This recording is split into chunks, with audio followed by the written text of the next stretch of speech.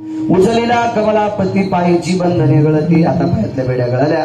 तो मंद पाऊस पडत होता. तो अमृताचा पाऊस होता. वरती छायाधरी शेष तुडुंब भरलेली यमुना होती. पुर चढला चाट त्याशी लाभिला अंगुष्ट दुबंगली यमुना माई. यमुनेचे 2 तुकडे झाले. पहिल्या तीराला वसुदेव भगवंताला घेऊन गेले. गायीचा दरवाजा उघडा होता. बाकी सगळे दरवाजे लावलेले होते. रात्रीचे 2 वाजलेले होते. गायीला वैरण टाकून नंदराजा आतमध्ये गेले. दरवाजा बंद करायचा विसरले. बघा एवढे मोठे नंदराजा, ज्यांच्याकडे 9 लाख गायी होत्या, तो किती श्रीमंत राजा असेल. तरी पण रात्री 2 वाजता उठून गायीला वैरण टाकत होता. शेतकऱ्यानं कामाचा कंटाळा करायचा नाही. मग तो शेतकरी असतो. शेतकरी त्याला म्हणतात ज्याला धार काढता येते त्याचं नाव शेतकरी. गायी 15 आलेल्या, म्हशी 10 आलेल्या आणि गडी सगळे पडीवर. वगारू म्हशीकडे पाहत होते, सोडलं नाही म्हणून. आणि हेवही म्हशीकडे पाहत होता, दूध काढता येत नाही म्हणून. काय फरक? आपल्याला आलं पाहिजे. आपल्याला लागेल तितकं पेरता आलं पाहिजे. त्याचं नाव शेतकरी. प्रत्येक गोष्ट शिकायची असते. शेतकऱ्यानं कुठलीही गोष्ट दुसऱ्यावर अवलंबून नाही. आपल्याला ती आलीच पाहिजे, ती अवगत असली पाहिजे. आपली जुनी लोक इतकी ज्ञाती होती, बऱ्यापैकी सगळे कामं करीत होते. जुन्या काळातला एकही माणूस येठण विकत घेत नव्हता. म्हाताऱ्या या पटक्यावाल्या बाबाच्या वयात झालं की शेतात जाता येत नाही ना.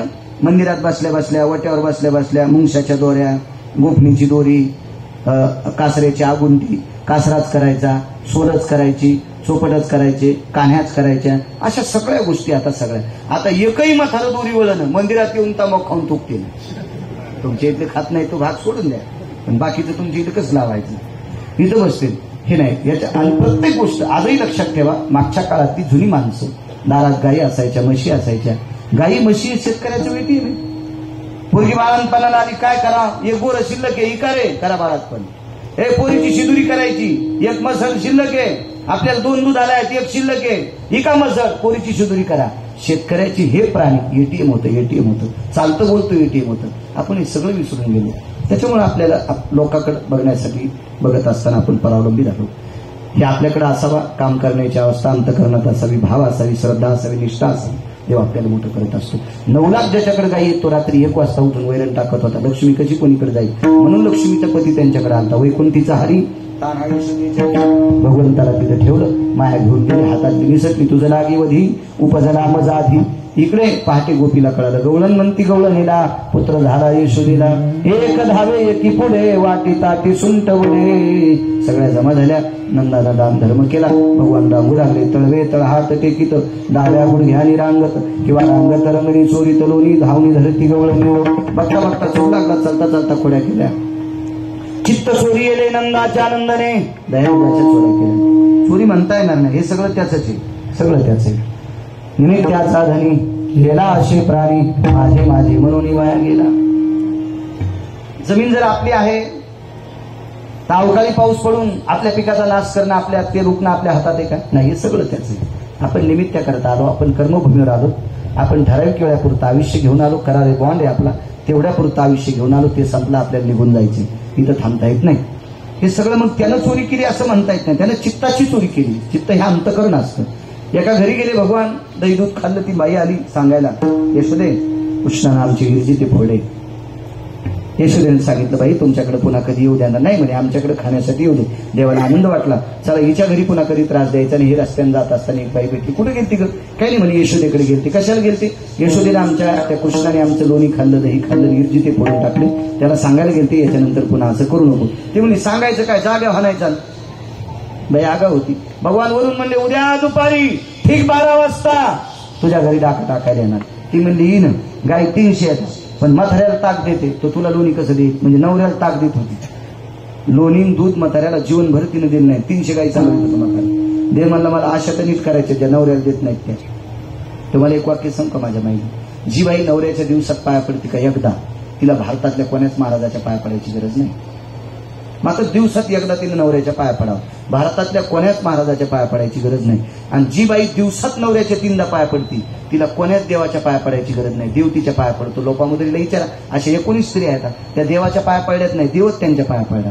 आणि जी बाई नवऱ्याच्या पाया पडत नाही, महाराजाच्या पाया पडती, महाराज तिच्या पापानं धोत्रा सगळं जळण.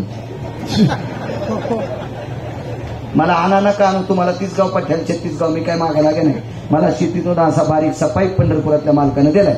मी कोणाला आवडेल असं कीर्तन करणार नाही, देवाला आवडेल असं करणार. जी बाई नवऱ्याच्या पाया पडते तिला कोणाच्या पाया पडायची गरज नाही. 35च्या आपल्याला सांगतो, आई बापाचं दर्शन घेणारा जगात सर्वश्रेष्ठ मुलगा आहे. जो मायबापाचं दर्शन घेत नाही, महाराजाच्या थैल्या उचलितो तो हरामखोर आहे. आई वडिलाचं दर्शन सगळ्यात मोठं. मायबापाचा सांभाळ करणाऱ्याच्या पाया मी पडल नवल नाही, तुकोबराय पडतात. नमो तया माता पित्याचे पालन, नमो त्या वचन सत्यवदे. नमो तया, तया म्हणजे कोण आहे? जो आई वडिलांचं पालन करतो तुकोबराय म्हणतात मी त्याच्या पाया पडतो. एवढी मोठी सिद्धता सांगितली, सोपी सोपी सोपी सिद्धता सांगितली.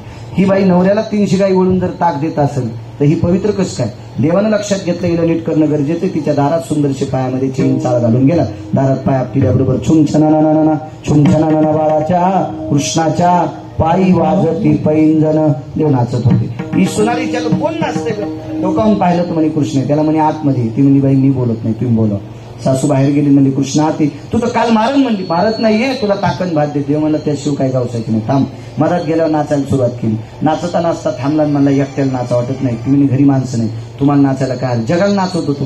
नाचित नाचित 2-4 म्हाताऱ्या घरी आलेल्या ह्या हौदाकडे कोपऱ्यात नेल्या. असा हात केल्यावर सगळ्या गोपाळ्याला मदत घातलं. आतमधल्या सांगितलं देवा काम संपलं. पुन्हा नाची ती कडे कोपऱ्यात नेल्या आणि बाहेर काढल्या. बाकीच्या म्हाताऱ्याला काही समज नाही, पण मुख्य मालकीन जी म्हातारी होती का ती म्हणली कृष्णा एकदा असं केलं एकदा असं काम केलं. ते म्हणला झटकाच येतो. ते म्हणलं झटका नको, ते मला मरायचा येत नाही, थांब तुला ताकण भात आणते. मधात गेली तर ती पालत ही दुधानी इरजी ती भरून टाकले. मग म्हणली बाई मेल्याचा झटका कळाला ग. एकदा असं केलं तेव्हा पोटे मधात घातले आणि एकदा असं केलं तेव्हा बाहेर काढले. काय तुला झटका आहे बाबा? त्याच्या झटक्यानं चांगले चांगले झटके देते. तो तुमची काय कथा आहे म्हाताऱ्याची? मग सांगितलं यशोदे गोकुळी राहावे की जावे. मग यशोदेने सांगितलं कृष्णा आता तुला शाळेत घालायचं. कोणती शाळा? आता जाई राना सवे घेऊन गोधना पावा गोंगडी घेऊन पायी. भगवान परमात्मा गाई वासर घेऊन चला वळू गाई बैसू जेऊ एके ठाई. गहू केली वन वन पाय पिटी झाला तीन किंवा खांदी भार पोटी भूक काय खेळायाचे सुख. मग सर्व गाई ब्रह्माच्या झाडाखाली बसलेल्या आहेत. सर्वांच्या शुद्र एकत्र केल्या. व्याधी निरशन हितार्थायाम प्रसाद रस्तु कवल कवलम यत् प्रसाद रस्तु कवलायाम शुदा निवर्ण हितार्थायाम प्रसाद रस्तु सकलायाम. गोपाल कृष्ण भगवान ज्ञानेश्वर